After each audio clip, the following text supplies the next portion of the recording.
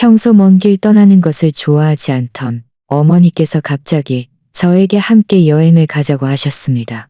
출발하기 전에 남편에게 꼭 말하라고 신신당부하셨죠. 저는 말씀하신 대로 남편에게 미리 알린 뒤 비행기에 올랐습니다. 기내에서 제가 이유를 묻자 어머니는 뜻밖에도 서류 한 뭉치를 건네셨고 그 내용을 확인한 저는 얼어붙고 말았습니다. 수요일 저녁 설거지를 마칠 무렵 어머니 김정숙 여사님에게서 영상통화가 걸려왔습니다. 화면 속 어머니는 늘 입으시던 파란 꽃무늬 앞치마를 두르고 머리카락을 단정하게 빗어 넘기셨지만 표정은 어딘가 무거워 보였습니다. 엄마, 이렇게 늦게 전화하신 거 보니까 저 보고 싶으셨나 봐요. 어머니는 고개를 끄덕이셨지만 평소처럼 가벼운 말투가 아니었습니다. 유리야, 엄마가 너한테 의논할 투가 아니었습니다. 유리야, 엄마가 너한테 의논할 일이 있어. 제 마음이 쿵 내려앉았습니다. 어머니는 올레 앉았습니다. 엄마, 말씀하세요.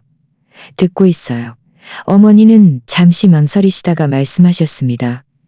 너랑 같이 제주도에 여행을 한번 다녀오고 싶어. 우리 모녀 둘이서만. 모레 출발할 거야. 저는 그 자리에서 굳어버렸고 손에 들고 있던 행주까지 바닥에 떨어뜨렸습니다. 저는 어머니께 말했습니다. 엄마, 농담 아니시죠? 엄마는 원래 먼 길 가는 거 제일 싫어하시잖아요.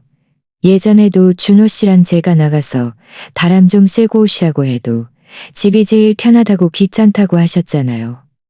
그런데 갑자기 제주도엔 왜 가고 싶으신 거예요? 그것도 이렇게 급하게? 사실 저는 어머니가 갑자기 여행을 가고 싶어 하신다는 사실 자체는 그다지 놀랍지 않았습니다. 놀라운 건 어머니가 직접 여행을 제안하셨다는 점이었죠. 어머니는 올해 환갑이신데 평생을 저희 고향의 작은 마을에서만 지내셨습니다. 가장 멀리 가본 곳이라곤 이웃 도시에 사시는 친척 집이었는데 그것도 친척의 경사스입니다. 그것도 친척의 비였는데 억지로 끌려가신 거였죠. 그냥 갑자기 나가서 좀 보고 싶어졌어.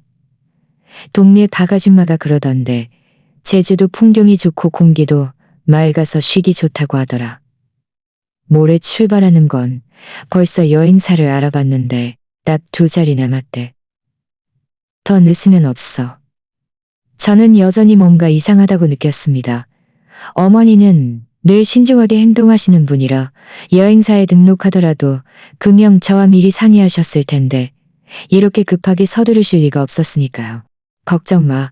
여행 경비는 다 준비해놨어. 네 돈 쓸 일 없어. 어머니의 간절한 눈빛을 보니 제 마음이 약해졌습니다. 저는 어머니께 말씀드렸습니다. 돈은 걱정 마세요. 저랑 준호 씨 둘 다 월급 받잖아요.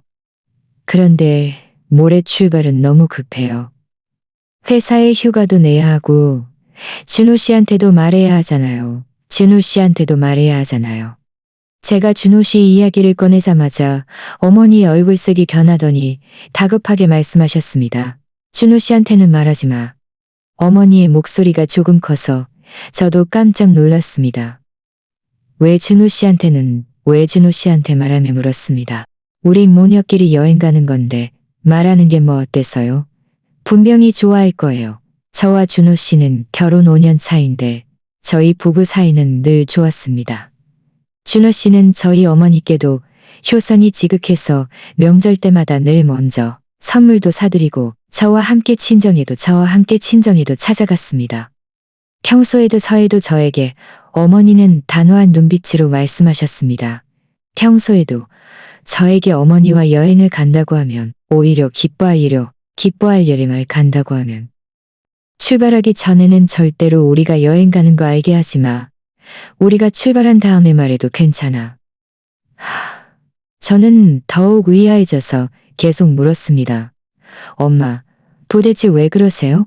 혹시 준호 씨가 엄마 기분 상하게 한 일이라도 있어요? 화나신 거면 저한테 직접 말씀하세요. 제가 가서 준호 씨한테 말하지 않으면 말씀하셔요. 어머니는 고개를 저으며 괜한 생각하지 마. 그냥 엄마가 너란 생각하지 마. 어머니는 저에게 이런 간청하는 말투를 쓰는 일이 거의 없었습니다. 붉어진 눈시울을 보니 차마 거절할 수가 없었습니다. 저는 한숨을 쉬며 말했습니다. 알았어요, 엄마. 준호 씨한테 말하지 않고 제주도에 같이 갈게요. 제가 승낙하자 어머니의 얼굴색이 드디어 조금 풀어졌습니다. 그래. 그럼 얼른 짐 싸. 갈아입을 옷 몇 벌만 가져가면 돼. 너무 많이 가져갈 필요 없어. 가볍게 가자. 영상 통화를 끊고 저는 주방문 앞에 멍하니 서 있었습니다. 마음속은 혼란스러웠습니다. 준호 씨가 서재에서 나오다가 제가 멍하니 서 있는 것을 보고 다가와 제 어깨를 안으며 말했습니다. 왜 그래? 엄마랑 무슨 통화했어? 얼굴에 걱정이 가득하네. 제 마음이 철렁했습니다. 저는 서둘러 감정을 숨기고 웃으며 말했습니다. 엄마 보러 안 간 지 꽤도 웃으며 말했습니다. 엄마가도 아니야. 엄마가 그냥 안부 물으시면서 우리 살짝 고집으며 말했습니다. 준호 씨는 제 뺨을 살짝 고집으며 말했습니다. 그래 좋아. 내가 지금 바쁜 일 좀 끝나면 같이 가자. 그날 밤 저는 침대에 누워 뒤척이며 잠을 이루지 못했습니다. 머릿속에는 온통 낮에 어머니가 하셨던 말씀들이 맴돌았습니다. 어머니는 왜 갑자기 제주도에 가자고 하셨을까? 왜 준호 씨에게 말하지 말라고 하셨을까? 분명 그 뒤에는 어떤 이유가 있을 텐데 아무리 머리를 굴려봐도 알 수가 없었습니다. 다음 날 아침 일찍 저는 팀장님께 휴가를 신청했습니다. 팀장님은 제가 평소 성실하게 일하는 것을 아셨기에 더 묻지 않고 승인해 주셨고 조심해서 다녀오라고 당부까지 해주셨습니다. 집에 돌아오자마자 저는 준호 씨가 출근한 틈을 타 서둘러 짐을 꾸렸습니다. 크지 않은 여행 가방에 겉옷 2벌, 원피스 3벌, 그리고 평소 사용하던 화장품과 상비약들을 챙겼습니다. 짐을 다 꾸린 후에는 옷방 가장 안쪽에 여행 가방을 숨기고 옷으로 덮어두었습니다. 준호 씨가 혹시라도 발견할까봐 조마했죠. 사실 제 마음은 무척 불안했습니다. 준호 씨를 속이고 어머니와 여행을 무척 불안했습니다. 그저 속으로 출발한 다음에 잘 설명하면 이해해 줄 거야 라고 스스로를 위로할 뿐이었습니다. 출발 전날 밤 준호 씨는 제가 제일 좋아하는 간장치킨을 만들어 주었습니다.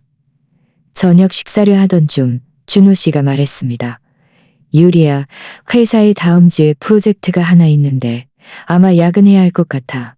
다음 주말 친정 가는 건 좀 미뤄야 할 것 같아. 제 마음속에 죄책감이 스쳐 지나갔습니다.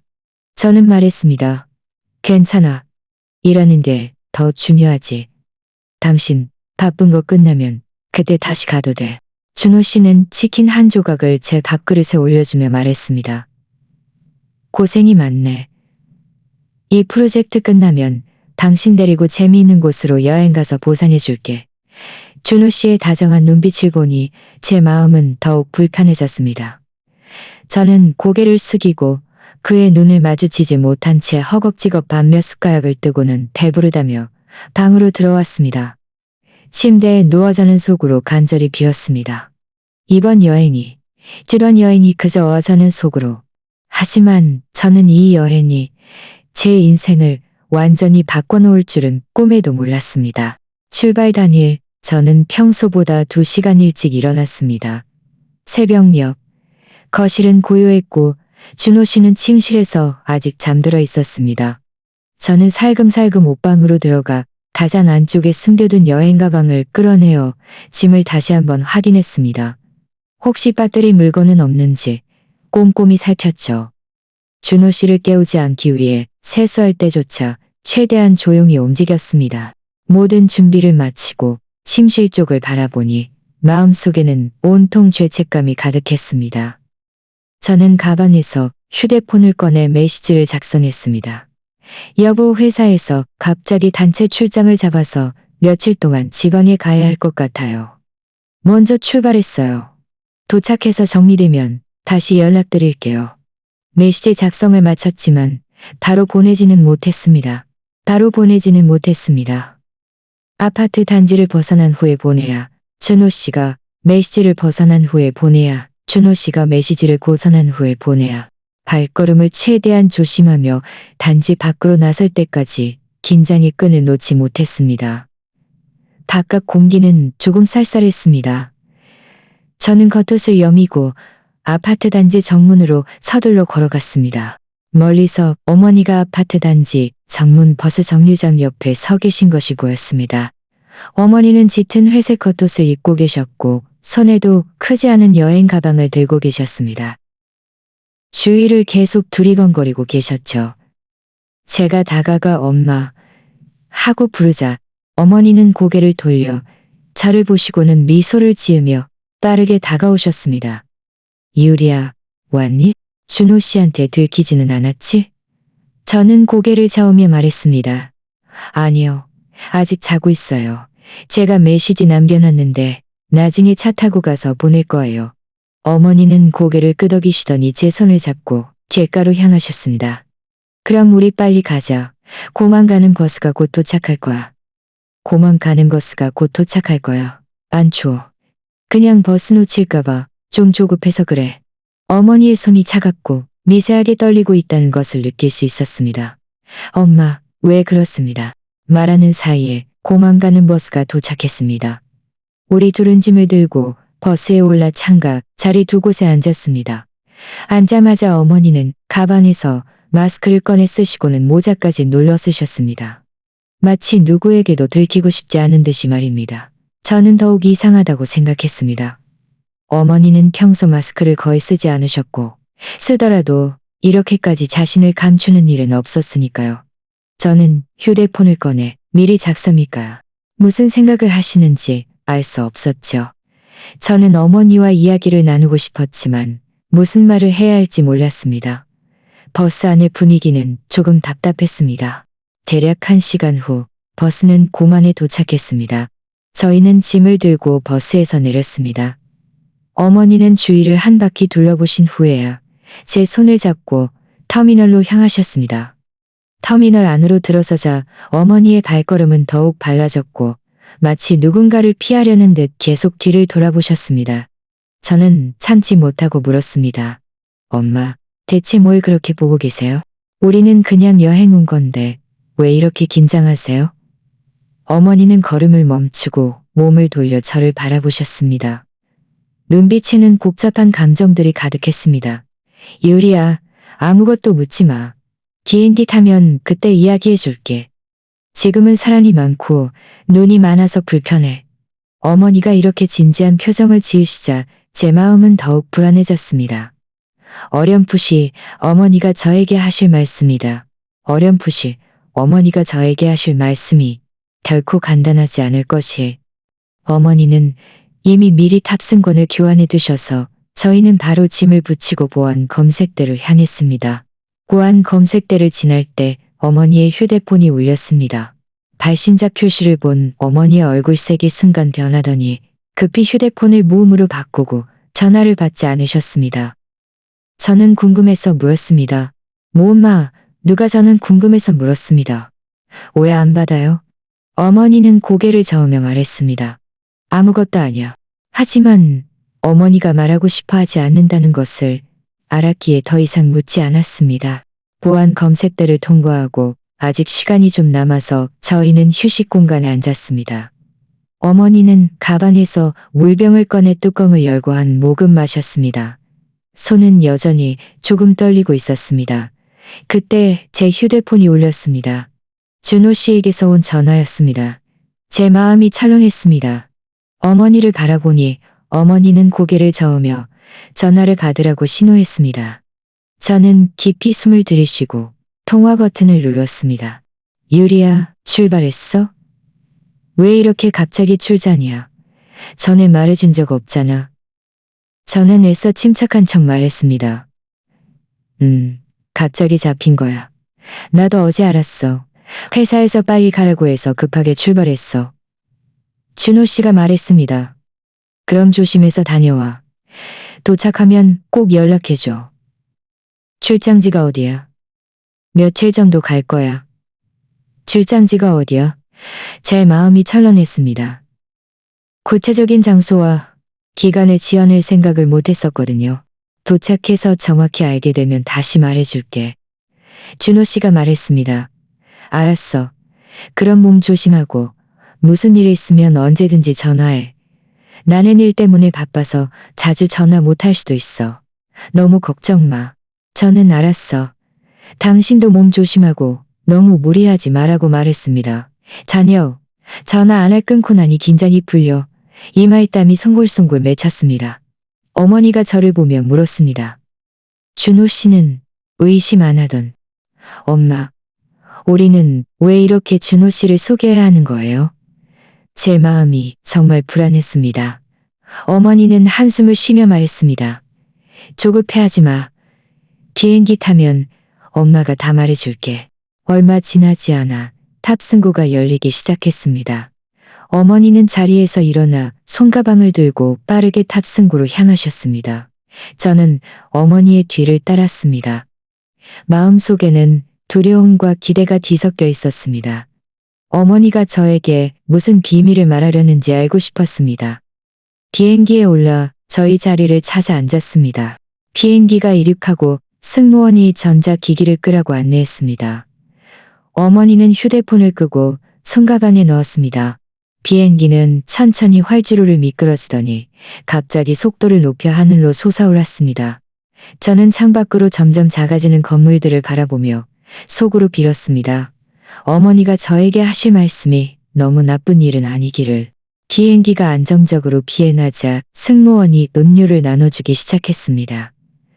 어머니는 음료를 받지 않고 손가방에서 서류 봉투 하나를 꺼내 제 앞에 내밀며 무거운 목소리로 말씀하셨습니다.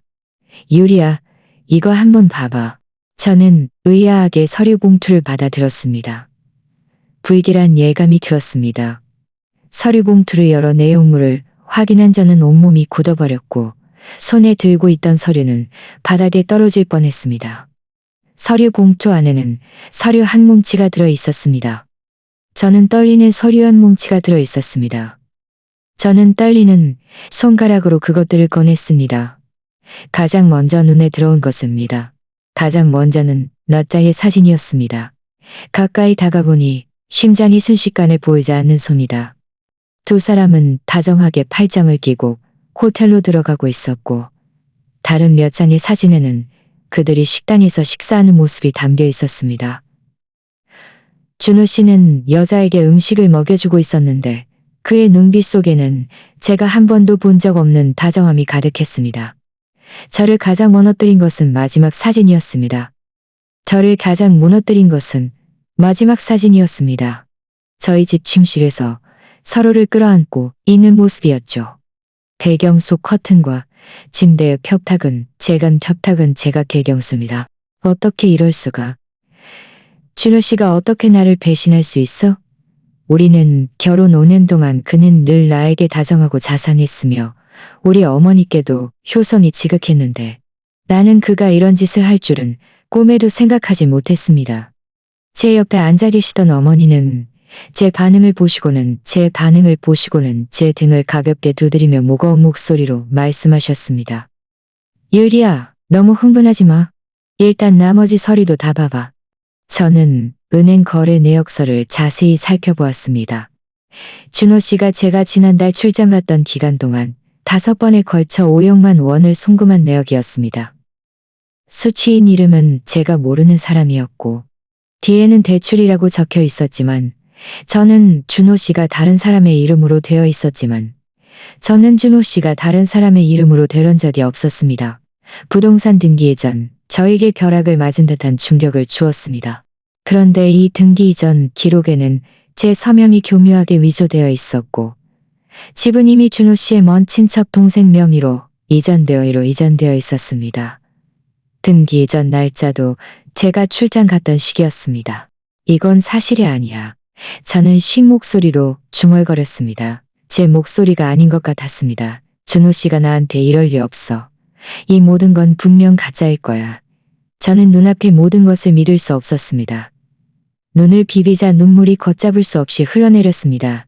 제 앞자리에 앉아있던 승객이 움직임을 듣고 저희를 돌아보았습니다. 저는 서둘러 눈물을 닦고 서류들을 꽉 움켜쥐었습니다. 다른 사람들이 볼까가 두려웠습니다. 어머니가 제 손을 잡아주셨습니다. 어머니의 손은 여전히 차가웠지만 그 순간 저에게 작은 위로가 되었습니다. 어머니가 말씀하셨습니다. 유리야, 이 모든 건 사실이야. 이 모든 건 사실이야. 사진은 엄마가 사설 탐정한테 부탁해서 찍은 거고, 은행 거래 내역서랑 부동산 등기 이전 기록도 탐정이 찾아낸 거야. 엄마, 언제 알게 되셨어요? 왜 진작 말해주지 않으셨어요? 어머니는 한숨을 쉬며 말씀하셨습니다. 네가 지난달 출장 간지 닷새째 되던 날이었어. 엄마가 직접 담근 김치를 좀 가져다 주려고 너희 집에 갔어. 네가 집에 있을 줄 알고 미리 전화도 안 하고 예비 열쇠로 문을 열었지. 그런데 문을 열고 들어가자마자 침실에서 이상한 소리가 들리는 거야. 내가 가서 보니까 그들이 당장이라도 달려들어가서 따지고 싶었지만 네가 없는데 엄마 혼자서 소란을 피워봤자 소용없고 오히려 일을 그르칠 것 같았지. 그래서 몰래 빠져나와서 아래층에서 2시간 동안 기다렸어. 그들이 집에서 팔짱을 끼고 나오는 걸 봤어. 저는 입술을 깨물고 울음을 터뜨리고 싶은 충동을 억눌렀습니다. 하지만 눈물은 끊임없이 흘러내렸습니다. 내가 출장 간 사이에 준호 씨가 다른 여자를 우리 집으로, 우리 침실로 데려왔다니.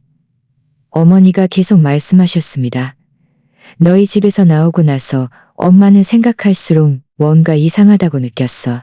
준호 씨가 평소에 너한테 그렇게 잘했는데 어떻게 갑자기 이런 짓을 할 수 있을까? 그래서 엄마는 혹시 그가 처음부터 계획한 건 아닐까 의심했어. 그래서 아는 사람을 통해 사설 탐정을 찾아 준호 씨를 조사해달라고 부탁했지. 그런데 조사해보니 이런 일들이 드러난 거야. 그리고 그 집만 아니라 우리 공동 재산까지 몰래 빼돌렸어. 그 500만 원은 그 여자한테 보낸 돈이야. 그는 돈이야. 그 여자한테 보낸 돈이야. 그가 친척 동생 명의로 바꾼 건 이혼할 때 네가 재산을 한 푼도 못 받게 하려는 수작이었어. 어머니의 목소리에는 분노가 가득했습니다. 저는 결국 참지 못하고 테이블에 엎드려 울음을 터뜨렸습니다. 주변 승객들이 다시 저희를 돌아보았습니다. 어머니는 서둘러 휴지를 꺼내 저에게 건네며 제 등을 토닥이며 위로해 주셨습니다. 어머니는 서둘러 휴지를 꺼내며 제 등을 토닥이며 위로해 주셨습니다. 여기 사람이 많잖아. 저는 고개를 들어 눈물을 닦고 쉰 목소리로 물었습니다. 엄마는 왜 저에게 직접 말해주지 않고 굳이 여행이라는 방식으로 저를 데리고 나온 거예요? 어머니가 말씀하셨습니다. 네가 순간적으로 충동적으로 준호 씨를 찾아가 따질까봐 걱정했어. 네 성격은 여리니까 쉽게 손해볼 수 있잖아. 준호 씨가 이런 짓을 할 정도면 분명히 미리 대책을 세워뒀을 거야. 엄마가 너를 데리고 나온 건, 네가 너를 데리고 나온 건, 게다가 미리 너한테 말하면 네가 참지 못하고 티를 내서 준호 씨가 우리가 그의 일을 알아챘다는 것을 알게 될까봐 걱정했어. 그럼 그가 더 많은 재산을 미리 빼돌릴 수도 있잖아. 저는 고개를 끄덕였습니다. 드디어 어머니의 깊은 뜻을 이해했습니다. 어머니가 이렇게 하신 것은 모두 저를 위해서였습니다. 저는 서류들을 다시 집어들고 꼼꼼히 살펴보았습니다. 사진 속 준호 씨와 그 여자의 웃음은 칼날처럼 제 심장을 찔렀습니다. 준호 씨가 평소 저에게 잘해줬던 일들, 함께 돈을 모아 더 큰 집을 사자고 했던 날들, 나이 들어서 함께 시골로 가서 노후를 보내자고 했던 말들이 떠올랐습니다. 그 달콤했던 약속들이 모두 거짓이었다니. 그는 이미 저 몰래 다른 여자와 미래를 계획하고 있었고 우리 공동 재산까지 모두 빼돌려 저를 빈손으로, 냉정함을 유저를 빈손으로 내쫓으려 했다니. 너무해. 저는 이를 악물고 말했습니다. 너무해. 일단 이 여행을 잘 마무리하고 스스로에게 휴식을 주자. 여행이 끝나면 돌아가서 그에게 따지자. 엄마가 벌써 변호사를 알아놨어. 돌아가면 바로 이혼 소송을 제기할 거야. 반드시 그가 저지른 일에 대한 대가를 치르게 할 거야. 저는 어머니의 단호한 눈빛을 보며 마음이 조금 진정되었습니다. 어머니가 곁에서 저를 지지해 주시니 저는 혼자가 아니었습니다. 저는 혼자가 아니었습니다. 비행기는 여전히 안정적으로 비행하고 있었고 창밖은 푸른 하늘과 흰 구름뿐이었지만 제 마음은 바다까지 떨어져 있었습니다. 이 갑작스러운 여행은 저에게 아무런 휴식도 주지 못했고 오히려 저를 고통스러운 심연으로 밀어넣었습니다. 저는 의자에 기대어 눈을 감았습니다. 저는 의자에 기대어 눈을 감았습니다.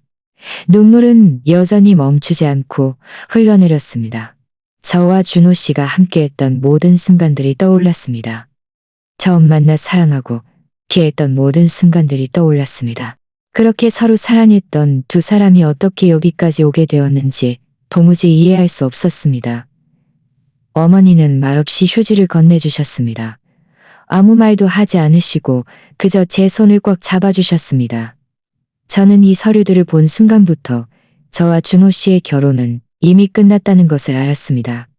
그리고 이제 제가 해야 할 일은 눈물을 닦고 이 모든 것을 용감하게 마주하며 제 것을 되찾는 것이었습니다.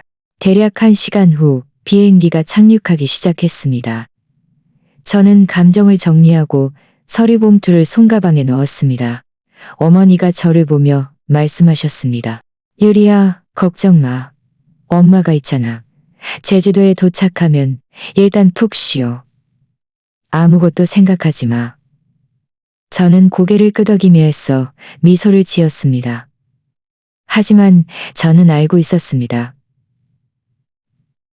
아무리 풍경이 아름다워도 저는 진정으로 마음을 놓을 수 없을 것이라는 것을요. 준호 씨의 배신은 칼날처럼 제 심장에 깊이 박혀 있었고 끊임없이 제가 얼마나 어리석고 순진했는지 상기시켜 주었습니다. 비행기가 제주국제공항에 착륙했을 때는 이미 바깥이 어두워져 있었습니다.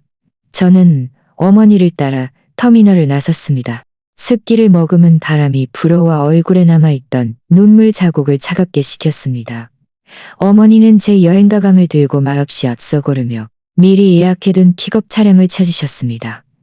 차에 올라 저는 창가에 기대어 빠르게 스쳐 지나가는 가로등 불빛을 바라보았습니다.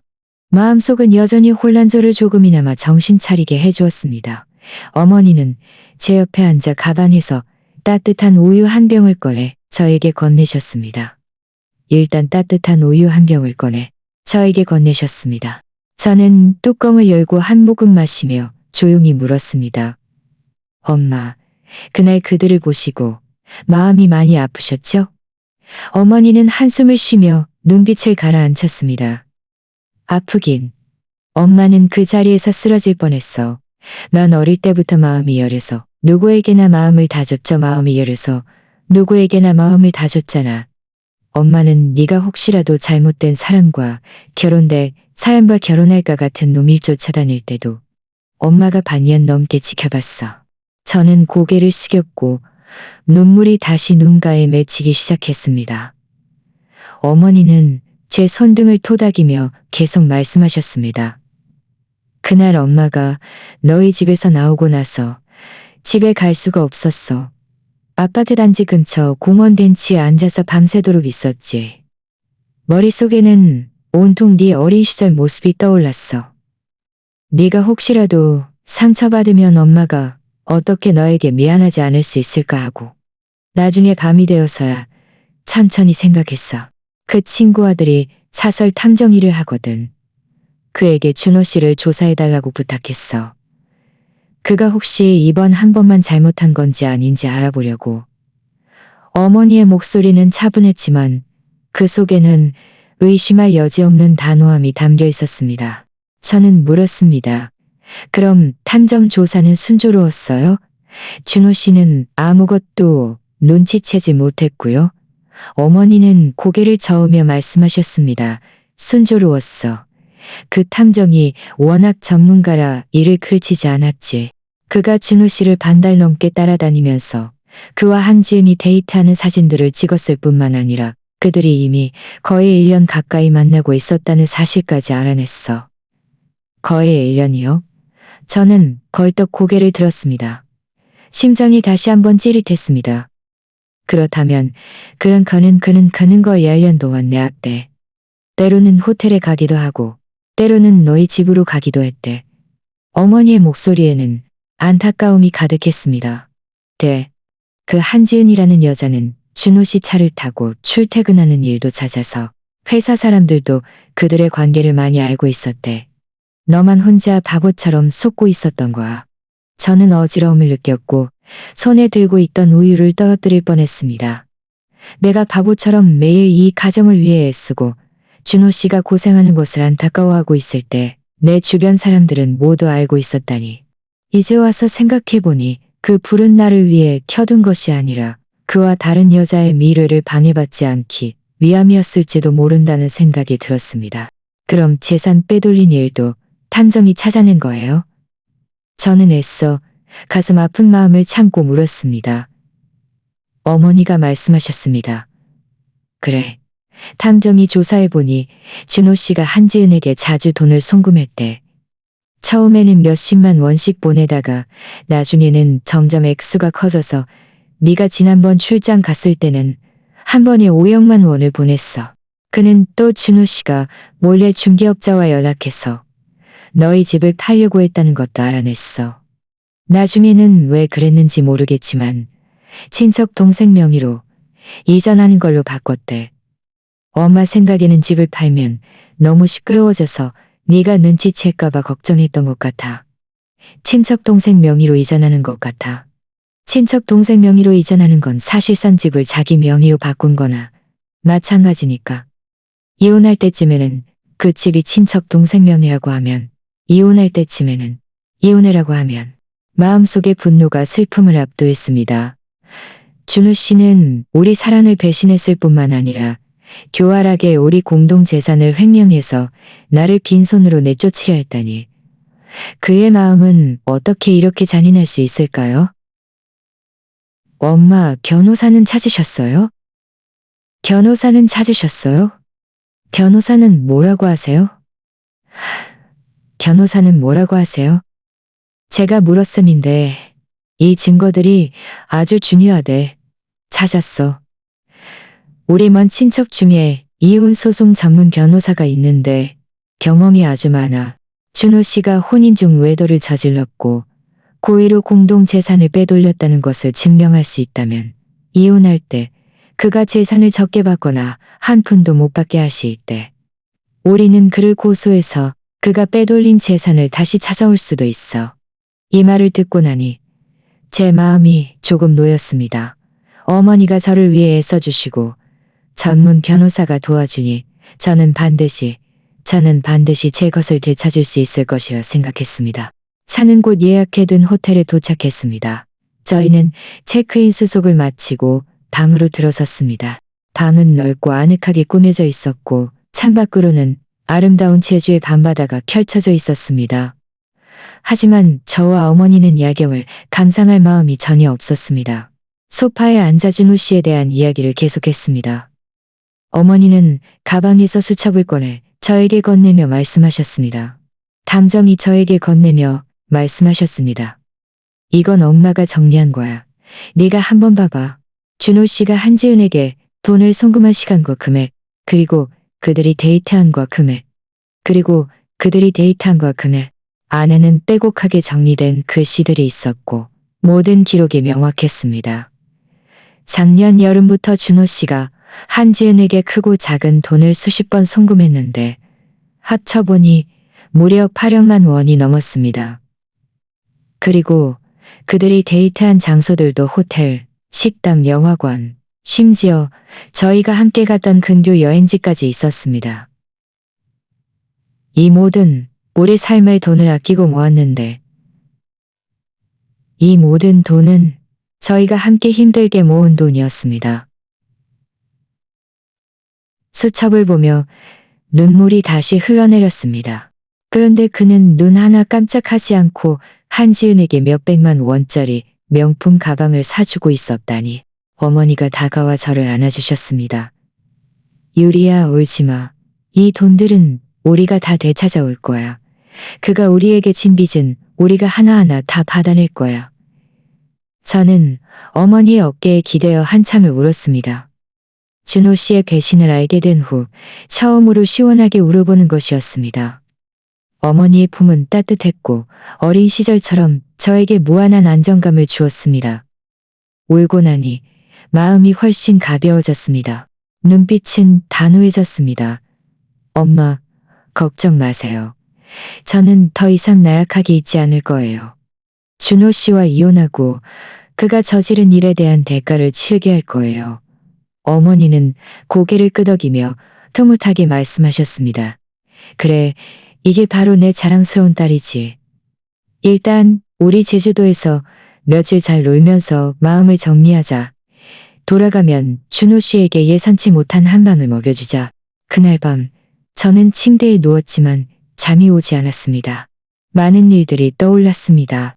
준호 씨가 처음 저를 어머니께 소개할 때의 긴장했던 모습.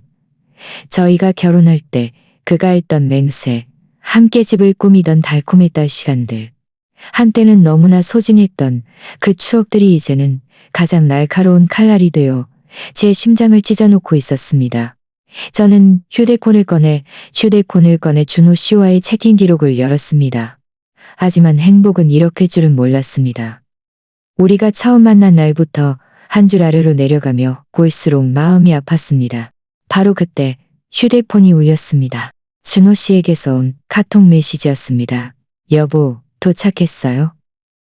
잘 지내고 있어요? 보고 싶어요. 이 메시지들을 보니 속에서 역겨움이 치밀어 올랐습니다. 저는 답장하지 않고 휴대폰을 무음으로 바꾼 후 한쪽에 던져두었습니다. 저는 이제 준호 씨와 저 사이에는 증오와 계산만 남아 있다는 것을 알았습니다. 이 제주도 여행은 어머니가 저를 위로해주기 위한 것일 뿐만 아니라 제가 다시 일어설 수 있게 해줍니다. 제가 다시 일어설 수 있게 해줍니다. 제주도에서의 첫 이틀 동안 어머니는 준호 씨에 대한 어떤 이야기도 꺼내지 않으셨습니다. 매일 저를 데리고 관광 명소를 구경하고 현지 특산품을 먹으러 다니셨습니다. 하지만 저는 풍경을 감상할 마음이 전혀 없었고 맛있는 음식도 아무 맛도 느껴지지 않았습니다. 머릿속에는 온통 준호 씨와 한지은의 모습, 그리고 충격적인 증거들 뿐이었습니다. 셋째 날 아침, 셋째 날 아침. 보면 힘들겠지만 이것들이 다 중요한 증거니까 우리가 확실히 확인해야 해. 저는 깊이 숨을 들이쉬고 고개를 끄덕였습니다. 어머니는 휴대폰을 저에게 건네주셨습니다. 화면에는 탐정이 보낸 압축 파일이 있었습니다. 안에는 동영상과 더 많은 송금 증거들이 들어있었습니다. 저는 먼저 동영상을 열었습니다. 화면 속 준호 씨와 한지은은 쇼핑몰에서 다정하게 쇼핑을 하고 있었습니다. 한지은은 준호 씨의 팔짱을 끼고 그의 어깨에 기대어 있었고 준호 씨는 고개를 숙여 그녀에게 말을 걸고 있었는데 얼굴에는 사랑스러운 표정이 가득했습니다. 동영상은 길지 않았습니다. 단 3분짜리였지만 저는 마치 한 세기처럼 길게 느껴졌습니다. 저는 휴대폰을 소파에 던져두었습니다. 온몸이 차갑게 식었고 손끝마저 떨렸습니다. 어머니가 다가와 따뜻한 물 한 잔을 건네며 말씀하셨습니다. 유리야, 힘든 거 알아. 하지만 버텨야 해.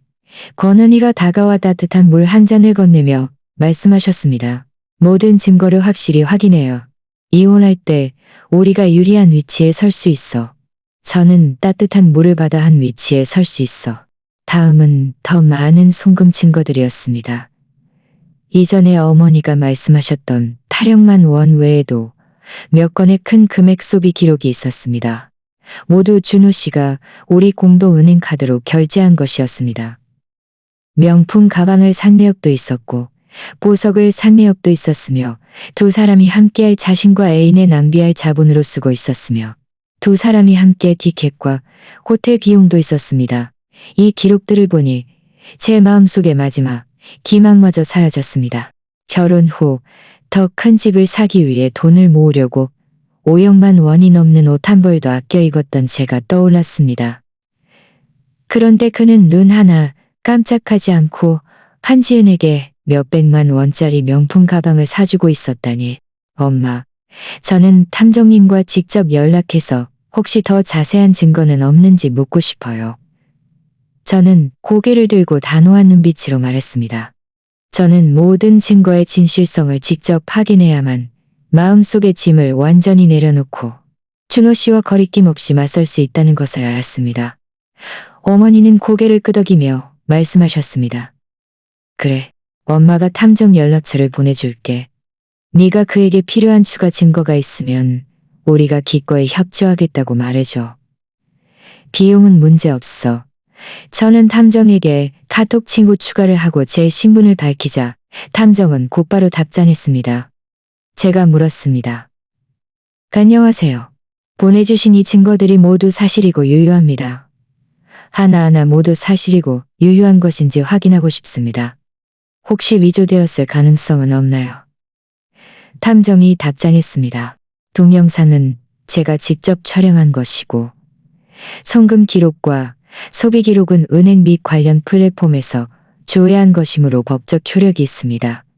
탐정의 확인을 받자 제 마음속의 마지막 의심마저 사라졌습니다. 저는 다시 물었습니다. 그럼 더 자세한 정보를 알아낼 수 있을까요? 이미 이준호 씨 친척 동생이 열어낼 수 있을까요? 저는 예를 들어 준호 씨와 한지은이 구체적으로 어떻게 공모해서 부동산을 빼돌렸는지, 그리고 혹시 다른 숨겨진 재산은, 없어진 재산은, 그리고 혹시 다른 숨겨진 재산은 이준호 씨는 부동산을 이전하기 전에 친척 동생에게 5만 원을 주고 협조를 부탁했습니다. 다른 숨겨진 재산에 대해서는 아직 조사 중인데 아마 내일이면 결과가 나올 것 같습니다. 제가 말했습니다. 수고 많으십니다. 어떤 소식이든 언제든지 알려주세요. 카톡을 끊고 저는 휴대폰을 한쪽에 두고 소파에 기대어 눈을 감았습니다. 어머니는 제 옆에 앉아 제 등을 가볍게 토닥이며 말씀하셨습니다. 유리야, 이제 믿지? 준호 씨는 처음부터 끝까지 사기꾼이야. 우리는 더 이상 그에게 어떤 환상도 가질 수 없어. 저는 눈을 뜨자 눈물이 다시 흘러내렸습니다. 엄마, 저는 왜 예전에 그가 이런 사람인 줄 몰랐을까요? 우리 5년 동안 함께 지냈는데, 그는 저에게 그렇게 잘해줬는데, 어머니는 한숨을 쉬며 말씀하셨습니다. 그 잘해줬던 것들이 진짜인 부분도 있었겠지만, 그 잘해줬던 것들이 진짜인 부분도 있었겠지만, 더 많은 것은 위장이었을 거야. 그는 처음에는 너와 진심으로 함께 살고 싶었을지도 몰라. 하지만 나중에는 나중이고 싶었을지도 몰라. 예전에 제가 무시했던 많은 세부 사항들이 떠올랐습니다. 한 번은 준호 씨의 휴대폰 비밀번호가 바뀐 것을 발견했는데 그는 제가 휴대폰을 가지고 놀면 휴식을 방해받을까봐 그랬다고 했습니다. 또 한 번은 그가 늦게 집에 돌아왔는데 몸에서 낯선 향수 냄새가 났습니다. 그는 고객과 식사하다가 실수로 묻은 것이라고 했습니다. 그는 고객과 식사하다가 실수로 묻은 것이라고과 출장. 이제 와서 생각해보니 이장. 그리고 그의 점점 잦아지는 야근과 출장. 이제야 깨달았습니다. 그 모든 나를 위한 말들은 다 그의 격려이었다는 것을요. 저는 정말 너무나 바보 같았습니다. 구제할 수 없을 정도로 바보 같았습니다. 오후에 저는 탐정에게서 전화가 걸려왔습니다. 탐정이 말했습니다. 신유리님, 이준호 씨에게 숨겨진 예금 400만 원이 그의 친구 명의로 되어 있는 것을 확인했습니다. 또한 한지은 씨가 반년 전 작은 아파트를 샀는데 계약금 2억만 원은 이준호 씨가 대신 지불했습니다. 400만 원. 그리고 아파트 한 채라니. 저는 화가 나서 온몸이 떨렸습니다. 그는 이렇게나 많은 비자금을 숨겨두고 몰래 한지은에게 아파트까지 사주었다니. 탐정이 말했습니다. 네, 이미 은행 송금 기록과 부동산 매매 계약서, 사진을 보내드렸습니다. 확인해 보십시오. 이 증거들은 이 돈과 이 아파트가 모두 두 분의 공동 재산으로 구매된 것이며 부부 구매 공동 재산으로 구매된 것이며 부부 공동 재산에 해당한다는 것이며 부부 공동 재산에 해당한다는 것을 증명하였습니다. 네, 정말 감사합니다. 이 증거들은 매우 중요합니다. 이준호 씨가 혼인 중 외도를 저지르고 고의로 부부 공동 재산을 은닉했다는 것을 증명하기에 충분합니다. 이 증거들이 있다면 저희가 승소할 가능성이 매우 높습니다. 변호사의 확답을 받자 제 마음은 완전히 놓였습니다. 저는 창밖 풍경을 받자 제 마음은 완전히 놓였습니다. 어머니가 다가 풍경을 바라보았습니다. 저는 창밖 풍경을 바라보았습니다. 제 마음 속에는 더 이상 이전의 막연함과 막막함이 없었습니다. 돌아가면 준호 씨에게 큰 놀라움을 안겨주자. 저는 고개를 끄덕이며 말했습니다. 엄마, 우리 내일 당장 돌아가요. 저는 더 이상 밖에 있고 싶지 않아요. 이 일을 빨리 해결하고 싶어요. 어머니가 말씀하셨습니다. 그래, 그럼 엄마가 지금 바로 내일 비행기표를 예약할게. 그날 밤 저는 드디어 준호 씨에게 카톡 메시지를 보냈습니다. 여보, 출장 거의 끝났어요. 저 내일 돌아가요. 얼마 지나지 않아 준호 씨에게서 답장이 왔습니다. 정말 잘 됐다. 내가 내일 공항으로 마중 나갈게. 며칠 동안 너무 보고 싶었어. 선물도 사놨어. 그의 위선적인 답장을 보니 속에서 비웃음이 터져 나왔습니다. 선물이라니. 그가 감히 나에게 선물을 사줄 얼굴이 되나? 그 선물도 분명 우리 공동 재산으로 산 것이겠지. 저는 더 이상 답장하지 않고 휴대폰을 BND 모드로 바꾼 후 잠자리에 들었습니다. 저는 이제부터 준호 씨와 저 사이에는 오직 증오와 계산만이 남아 있다는 것을 알았습니다. 이 제주도 여행은 어머니가 저를 위로해는, 어머니가 저를 위로해는, 어머니가 저를 위하니가. 이 밤은 아주 편안하게 잠들었습니다. 왜냐하면 저는 이미 모든 준비를 마쳤고 곧 대결을 맞이할 것이라는 것을 알았기 때문입니다. 그리고 이번에는 절대로 지지 않을 것입니다. 다음 날 아침 일찍 저와 어머니는 짐을 싸서 공항으로 향했습니다. 탑승 수속을 밟을 때 저는 휴대폰을 비행기 모드에서 다시 일반 모드로 바꿨습니다. 휴대폰을 켜자마자 준호 씨의 카톡 메시지가 떴습니다. 몇 시 비행기냐고 미리 공항에 가서 기다리겠다고 했습니다. 메시지를 보니 속에서 역겨움이 치밀어 올랐지만 저는 애써 침착한 척 답장했습니다. 오전 10시 비행기예요. 12시 반쯤 도착할 거예요. 굳이 마중 나올 필요 없어요. 제가 택시 타고 집에 갈게요. 준호 씨는 곧바로 답장했습니다. 안 돼. 내가 꼭 마중 나가야지. 며칠 동안 못 봐서 너무 보고 싶었어.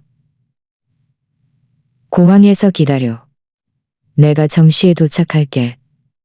내가 정시에 도착할게. 저는 더 이상 답장하지 않고 휴대폰을 가방에 넣었습니다. 어머니가 저를 보며 말씀하셨습니다. 그가 이렇게 했습니다. 그렇게 했습니다. 엄마, 알아요. 그가 눈치채지 못하게 할게요. 비행기가 이륙한 후 저는 의자에 기대어 눈을 감고 명상에 잠겼습니다. 준호 씨를 만나면 무슨 말을 해야 할지, 어떻게 행동해야 할지, 어떻게 행동해야 할지 머릿속으로 연습했습니다. 저는 예전처럼 다정하고 상냥한 척 연기해야만 했습니다. 그래야 그가 제가 아직 아무것도 모른다고 생각하고 경계를 풀 것이고 저 또한 더 유리한 증거들을 모을 기회를 얻을 수 있을 테니까요. 2시간여 후 비행기는 정시에 착륙하여 멀리서 준호 씨가 출구에 서 있는 것이 보였습니다. 그는 손에 장미꽃 한 다발을 들고 제가 사준 파란색 셔츠를 입고 있었습니다.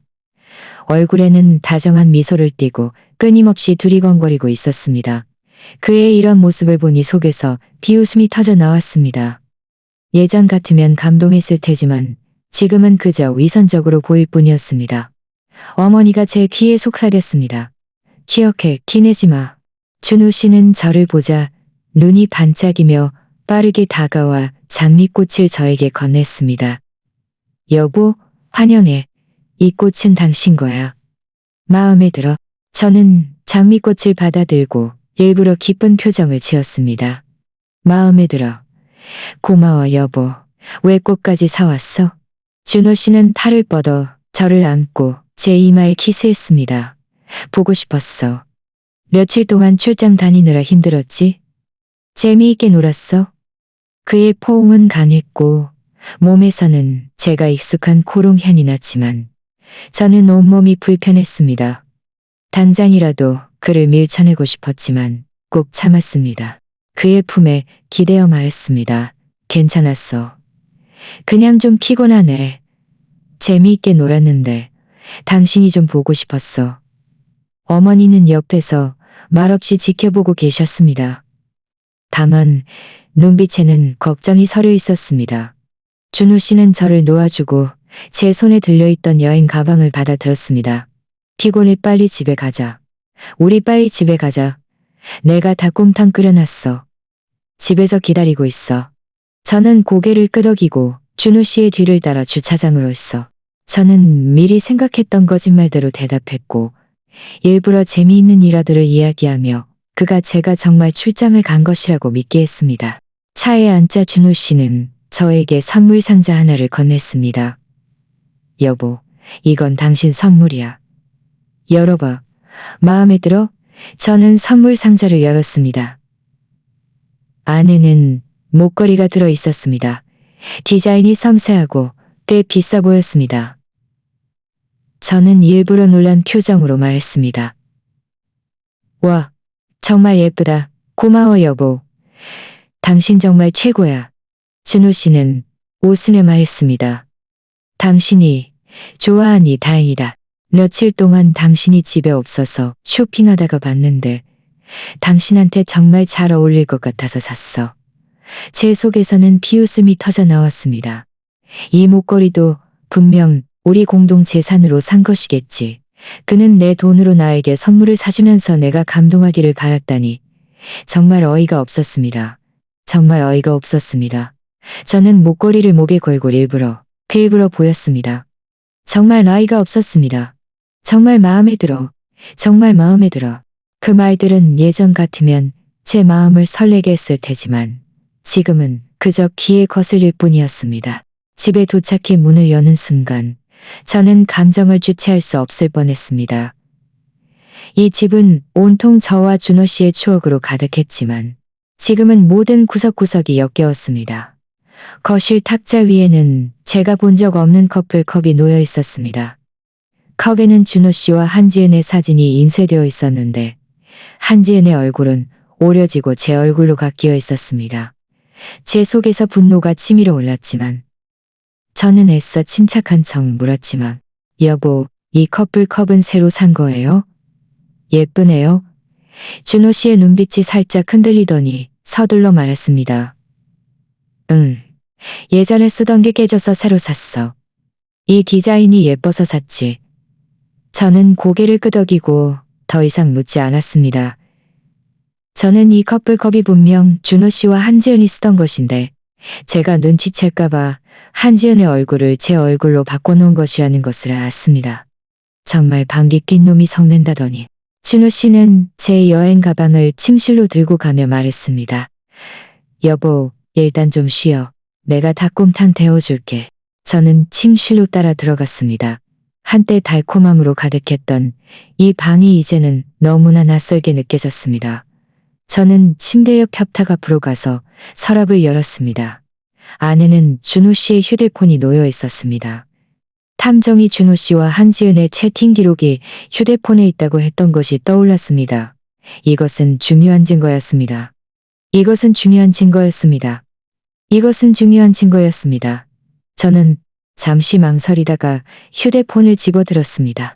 저는 카톡을 열었고 아니나 다를까 그와 한지은의 채팅 기록이 보였습니다. 내용은 차마 눈뜨고 볼 수 없을 정도였습니다. 두 사람의 은밀한 대화와 함께 재산을 어떻게 빼돌릴지, 저를 어떻게 빈손으로 내쫓을지에 대한 계획들로 가득했습니다. 저는 제 휴대폰을 가득했습니다. 저는 제 휴대폰을 꺼내 이 채팅 기록들을 하나하나 사진으로 찍어 저장했습니다. 제가 거의 다 찍어갈 때쯤 문 밖에서 준호 씨의 목소리가 들려왔습니다. 응, 지금 갈게. 침실을 나오자 준호 씨는 이미 닭곰탕을 그릇에 담아 식탁 위에 놓아두었습니다. 저는 다가가 숟가락을 들고 한 모금 마셨습니다. 맛은 아주 좋았지만 저는 식욕이 전혀 없었습니다. 준호 씨는 제 맞은편에 앉아 애틋한 표정으로 저를 바라보았습니다. 어때? 맛있어? 이거 내가 특별히 바라보았습니다. 준호 씨는 고개를 끄덕이며 말했습니다. 준은 고개를 끄덕이며 말했습니다. 맛있어. 이거 내가 특별히며 말했습니다.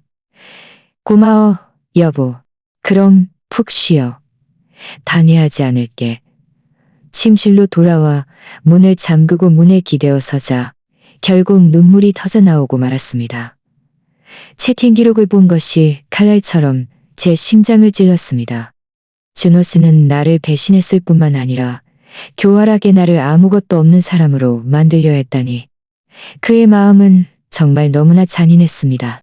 저는 눈물을 닦고 방금 찍은 채팅 기록들을 변호사와 어머니에게 보냈습니다. 어머니는 곧바로 답장했습니다.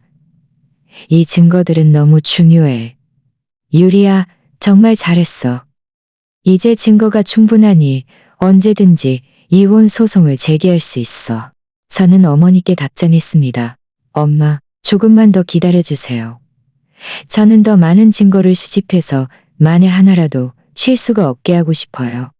그리고 적절한 시기에 그에게 모든 것을 폭로해서 그가 명확히 패배했다는 것을 알려주고 싶어요.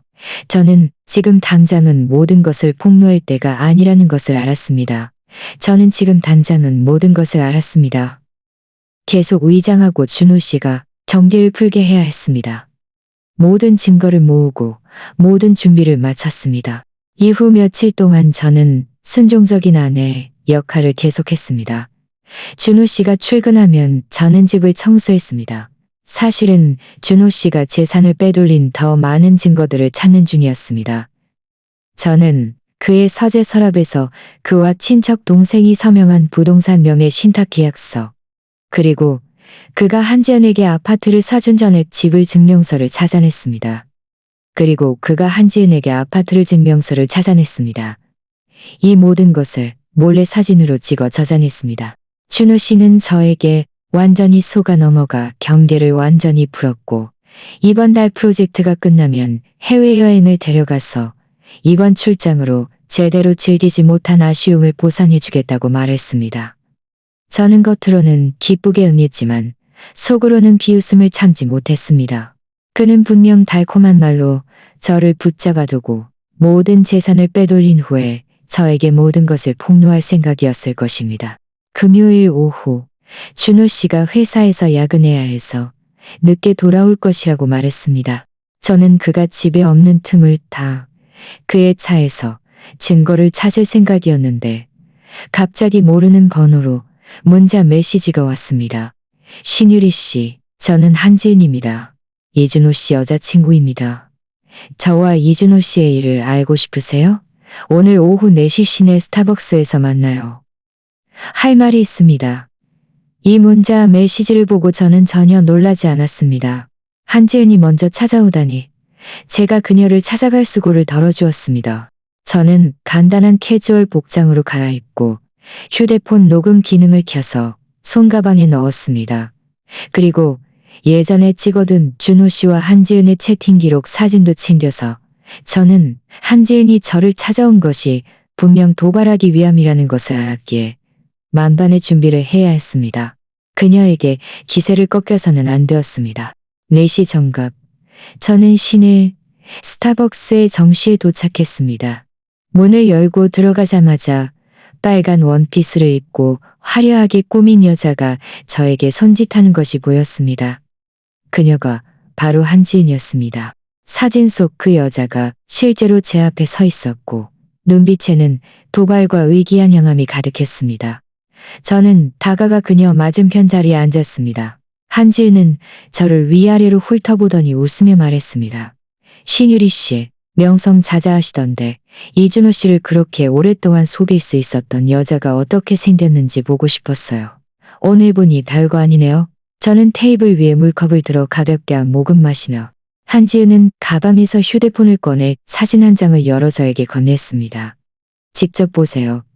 이건 저랑 이준호 씨가 지난달 바다로 여행 가서 찍은 거예요. 그가 그러던데 당신이랑 이혼하면 저랑 같이 산후 갈 거라고 했어요. 사진 속 준호 씨와 한지은은 해변에서 서로를 끌어안고 키스하고 있었고 배경은 푸른 바다였었고 배경은 푸른 바다였 사진을 줄여왔고 배경은 푸른 바다였습니다. 배경은 푸른 바다였습니다. 이 사진은 준호 씨가 예전에 회사 단체 사진이라고 저에게 말했던 것이었습니다. 당신과 이준호 씨의 일은 저와 상관없습니다. 저와 상관없다고요? 한지은은 비웃으며 말했습니다. 목소리가 몇 톤 높아져 주변 사람들의 시선이 저희에게 집중되었습니다. 신유리 씨, 자기기만 하지 마세요. 이준호 씨는 이미 당신을 사랑하지 않아요. 그가 사랑하는 건 저예요. 그가 당신과 결혼한 건 저예요. 그가 당신과 결혼한 건 저예요. 그가 당신 집안이 좋아서 사업에 도움이 될 거라고 생각했기 때문일 뿐이에요. 이제 그의 사업이 안정되니 당신은 더 이상 쓸모 없어진 거죠. 한지은 씨, 당신은 남의 결혼 생활에 끼어들고도 당당한가요? 끼어들다니? 한지은은 비웃으며 말했습니다. 저와 이준호 씨는 진심으로 사랑하는 사이예요. 탓하려면 당신이 남자 마음을 붙잡을 능력이 없는 것을 탓해야죠. 신유리 씨, 제가 오늘 당신을 찾아온 건 당신이, 한지은은 소리를 들은 당신이 현명하게 이준호 씨와 이혼하라고 설득하려고 온 거예요. 하지만 저는 이준호 씨가 빈손으로 이혼할 수 있습니다. 하지만 저는 이준호 씨가 빈손으로 나가라고요.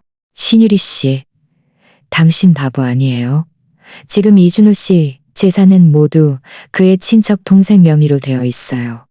그리고 제 아파트도 그의 결혼 전 재산이에요. 당신과는 아무 상관없어요. 당신이 현명하게 이혼하면 몇백만 원이라도 보상해 줄 수 있지만 당신이 고집을 부리고 소란을 피우면 결국 한 푼도 못 받고 명예까지 실추될 거예요. 저는 제 휴대폰을 꺼내 준호 씨와 한지은의 채팅 기록, 사진을 열어 그녀에게 건넸습니다.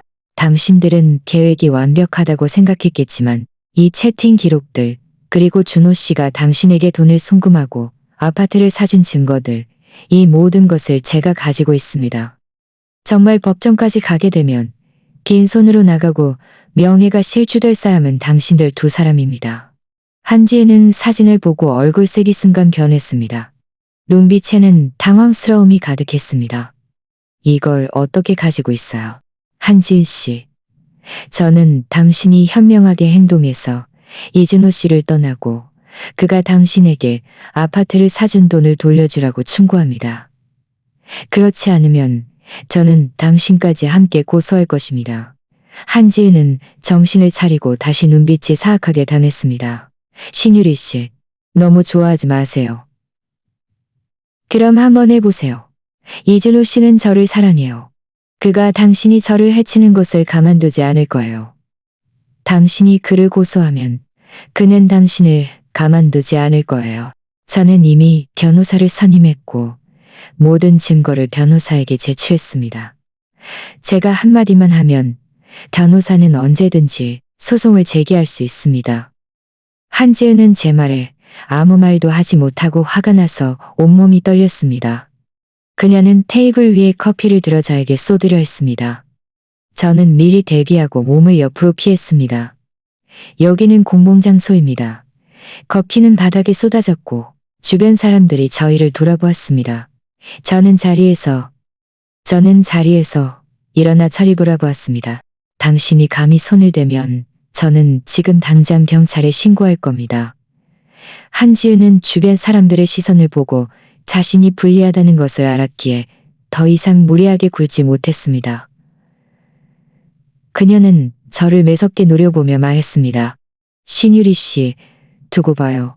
저는 이대로 가만히 있지 않을 거예요.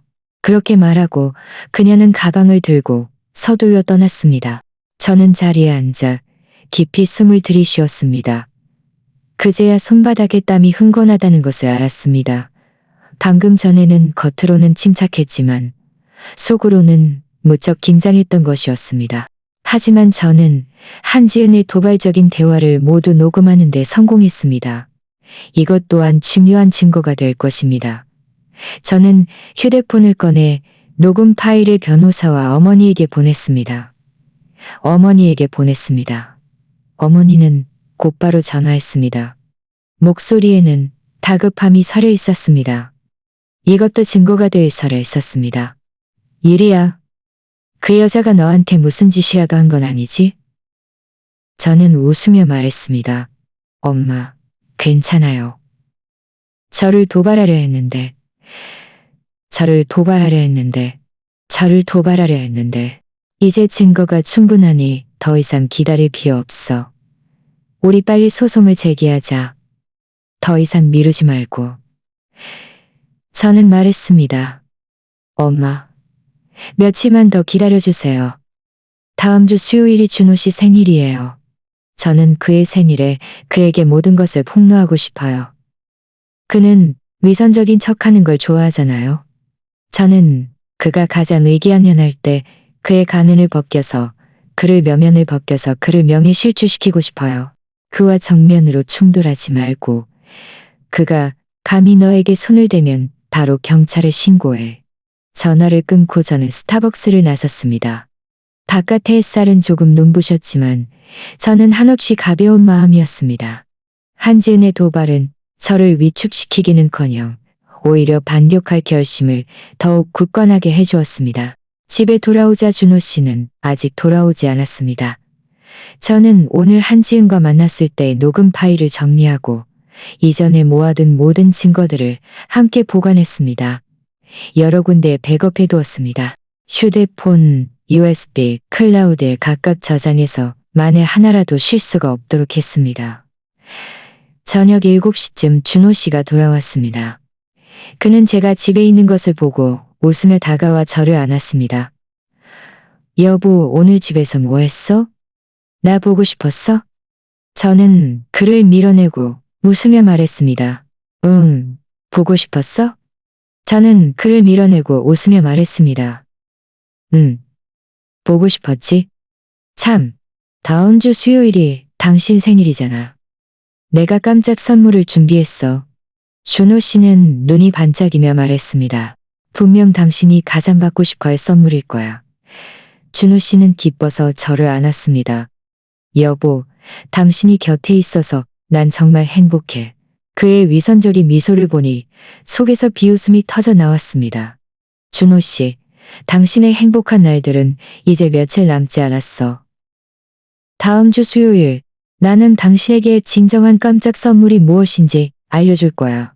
그때 나는 모든 증거를 당신에게 당신 앞에 내놓아 당신이 당신 앞에 당신이 준호 씨의 생일까지 닷새가 남았습니다. 저는 한편으로는 계속 그의 앞에서 순종적인 아내 역할을 연기했고 다른 한편으로는 어머니, 변호사와 마지막 폭로 계획에 대해 논의했습니다. 변호사는 현재 증거만으로도 준호 씨가 혼인 중 외도를 저지르고 고의로 재산을 빼돌렸다는 것을 증명하기에 충분하지만 증인이 법정에